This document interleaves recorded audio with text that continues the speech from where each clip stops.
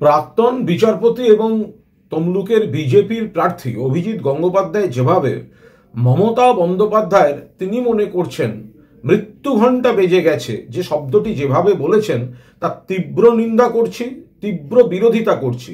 ব্যক্তিগত আক্রোশ, ব্যক্তিগত আক্রমণ কোন নিম্ন স্তরের পর্যায়ে যেতে পারে এটা তার প্রকৃষ্ট উদাহরণ। নির্বাচনী আচরণবিধি এতে লঙ্ঘিত হচ্ছে, পাশাপাশি বাংলার যে সংস্কৃতি রয়েছে, সৌজন্য রয়েছে, রাজনীতিতে ভোটের সময় নিশ্চয়ই যুক্তি পাল্টা যুক্তি, আক্রমণ পাল্টা আক্রমণ হবে, কিন্তু এর মানে কি? দিলীপ ঘোষ কখনো মমতা বন্দ্যোপাধ্যায়ের বাবা তুলছেন, অভিজিৎ গঙ্গোপাধ্যায় বলছেন মৃত্যু ঘণ্টা বেজে গেছে। অভিজিৎ বাবু, আপনার কোনো ধারণা আছে এসবের? মনে রাখবেন 1992 সালে মমতা বন্দ্যোপাধ্যায় ব্রিগেডে বামফ্রন্টের মৃত্যু ঘণ্টা বাজিয়েছিলেন।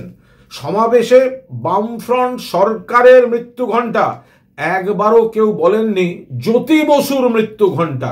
একটা তালজ্ঞান থাকবে তো। মমতা বন্দ্যোপাধ্যায় এবং তৃণমূল কংগ্রেসকে আপনারা সহ্য করতে পারেন না, মমতা বন্দ্যোপাধ্যায়কে আপনারা হারাতে পারেন না। মমতা বন্দ্যোপাধ্যায় বিজেপি এবং বেশ কিছু অশুভ শক্তির গলার কাঁটা। তো সেই জায়গায় দাঁড়িয়ে মমতা বন্দ্যোপাধ্যায়ের মৃত্যু ঘণ্টা বেজে গেছে, শকুনের সাপে গরু মরে না।